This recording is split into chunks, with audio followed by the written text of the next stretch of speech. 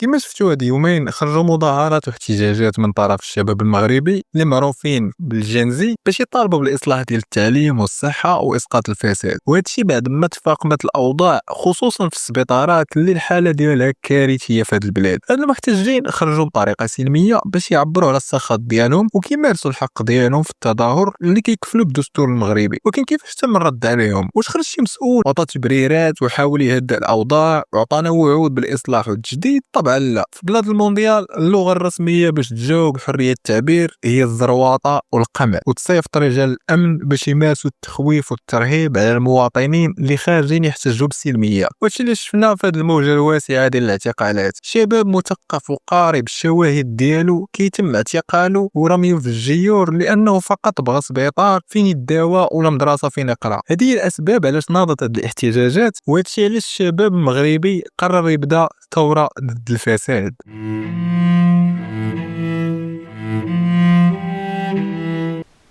الدستور المغربي ديال 2011 كيضمن الحق في التظاهر في الفصل 29، واللي المضمون ديالو هو حريات الاجتماع والتجمهر والتظاهر السلمي وتأسيس الجمعيات والانتماء النقابي والسياسي مضمونة. يعني بالعربية عندك الحق تجتمع مع ناس آخرين باش تشاركوا أفكار ومطالب وديروا أنشطة اللي تقدر تكون سياسية ولا ثقافية ولا نقابية، وعندك حرية التجمهر والتظاهر السلمي وتجمع الناس في مكان عام ودير مسيرة ولا وقفة كتعبر فيها على الموقف ديالك بدون عنف. ولكن شنو الغريب في هذا الشيء هو انهم كيطلبوا منك تاخذ الترخيص باش دير هذا الشيء وتسلموا السلطات باش يوافقوا لك عليه. يعني انك خاص تطلب الاذن من الدوله باش دير مظاهره ضد الفساد ديالها. واش ماشي الحماق هذا؟ رغم ذلك فالدستور واضح، من حقنا حنا كمواطنين نحتجوا ونغوتوا بمسيرات سلميه، وما عندش الحق لرجال الامن يقمعونا ويعتقلونا. واللي يحمق هو انه المظاهرات من اجل غزه وفلسطين كيخلوك ديرها وتبقى فيها 5 ايام 6 ايام، ومظاهرات من اجل كازا وتازا القمع والزرواطه. وهذا الشيء تيوقع في البلد ديال المونديال وبلد كاس افريقيا. الا شفتوا الفيديو اللي فات دوينا على شنو وقع لجنوب افريقيا والبرازيل من وراء ما نظموا بحال هاد البطولات، وحنا غاديين في نفس الاتجاه. كنزلوا على تيرانات في اشهر والناس ديال الحوز داخلين في العام الثالث بدون مأوى وناشرينهم في المخيمات بحال اللاجئين. شنو غندير انا وكاس العالم وانا كرجل تعليم القسم ديالي فيه 44 واحد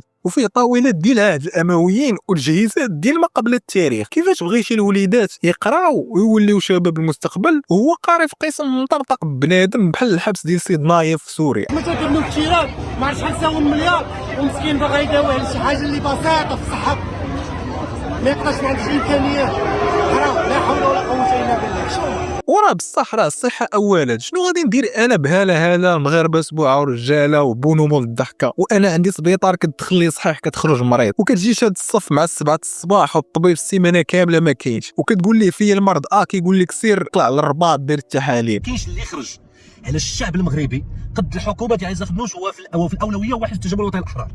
علاش؟ حيت كنشوفوا انه الحزب ديال التجمع الوطني الاحرار واخد بزاف ديال الحقائب الوزاريه بما فيها قطاع الصحه وقطاع التعليم. كان شاكيب موسى هو وزير التربيه الوطنيه، جا التعديل الحكومي والتحييد، جاب بلاصتو واحد اللي هو كان اللي هو عنده شركه ديال ميشوك اللي كنا كنشريو دفتر الملصقات شحال كنا صغار ديال غامبولو، ابطال النينجا وابطال الديجيتال.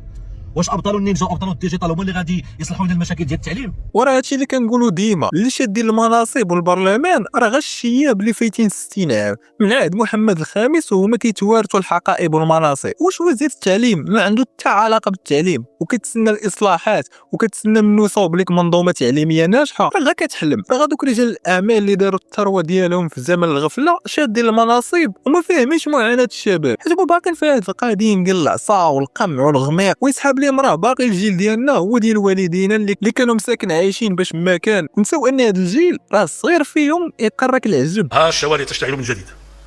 حنا باش نكونوا واضحين، حنا ماشي ضد الاحتجاج ديال الناس، ماشي ضد الاحتجاج ديال الشباب كيطالبوا بحقهم. ما تبقوش تبديو بزاف على شنو كتسمعوا. هذوك الشباب كيشوفوا المستقبل قدامهم كحل، ما كيبان لهم والو. الدوله خصها تفكر فيهم وتقلب لهم على حلول وتقول لهم الحل هو هذا، ولا ما قدراتش تقول لهم ما نقدرش. الحكومه خصها تقلب على حلول. وهو جانا العراب اللي غرق المغرب في البحر ديال الديون فاش كيشاد الحكومه، بغى يستافد من هذا الغضب الشعبي باش يبان لينا هو البطل ويروج لراسو في الانتخابات الجايه. هادشي اللي كتقول علاش انت ما خدمتيش به فاش كانت عندك رئاسه الحكومه. فين هما المدارس والسبيطارات اللي بنيتي؟ ما تحاولش تغمق علينا، لا انت لا اخ النوس لا عثماني لا اي شيبه عاصيه باغا تشدك الكرسي. وقتكم سالا، هذا وقت الشباب باش يحكموا بلادهم. علاش ما كنشوفوا السياسيين شباب وصاعدين؟ كنشوفوا غير نفس الكمامر كتعاود. لان هاد العناصر المشبوهه اللي هي وراء هاد الدعوات هذه وحنا كنعرفوها جهات مموله من الخارج، الناس كتعطي الفلوس، الناس عندها ايديولوجيات، قوى اليسار المتطرف الاسلام السياسي ومن يحركهم. واش ما غنعيوش من هاد المسرحيه ديال الجهات الخارجيه، مؤامره على البلاد، خطه غربيه؟ فين ما الانسان يبغي يدوي على حقه راه مدفوع من الخارج، راه ممول من برا. فاحنا ماشي مكلخين، راه ماشي شي جهه خفيه هي اللي خلات السبيطار ما فيه حتى سكانير، وماشي مؤامره صهيونيه اللي خلات المدرسه دايره بحال الحبس. راه السياسات الفاشله ديال الحكومات المتعاقبه والخطط الغبيه ديال هاد الشراف اللي شادين المناصب وما فاهمينش الاحتياجات ديال الشباب اليوم. مدير العام للدراسات والمستندات يعني ولكن ضحك في هادشي، انت نقصتي باش تدافع على هاد الحكومه، هزك انت باش تعرف انه راه ما كيفرقوش بينك وبين المتظاهرين الاخرين. عندهم واحد الاوردر، اي واحد دوا مع الصحافه هزوه لهم الصافي. وبنادم كيدوي بكل سلميه كتجي الانظمه القمعيه باش تعتقلوا امام الكاميرات، والسبب باش ما يزيد يشوهنا. وحنا عندنا كاس العالم وعندنا كاس افريقيا، ما خاصش العالم يعرف هاد الحريره اللي دايزه في البلاد ديالنا. واش انت ما فكرتيش انه في هاد المسابقات فاش غيكون غضب كبار وقدر تشوه اكثر من هكا الا ما حليتيش المشاكل دابا؟ هذا علاش اللي باغي يدير مدار ما كيديرش هاد الهضره بحال هكا، كيشوفها ولادنا ويكون غير ذلك.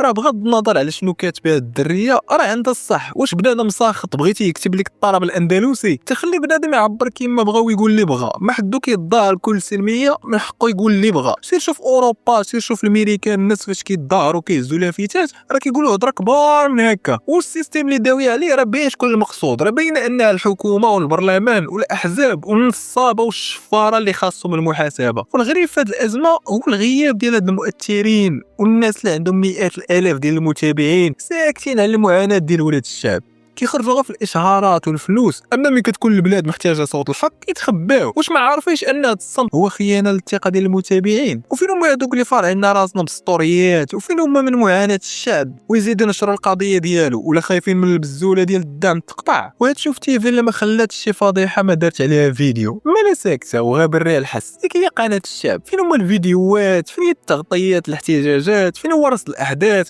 المقابلات، الانترفيوهات؟ مالهم سكتوا وغبروا؟ ولا جات شي تعليمات من الفوق ديال طفى الكاميرا وسكت المايك؟ بيضاء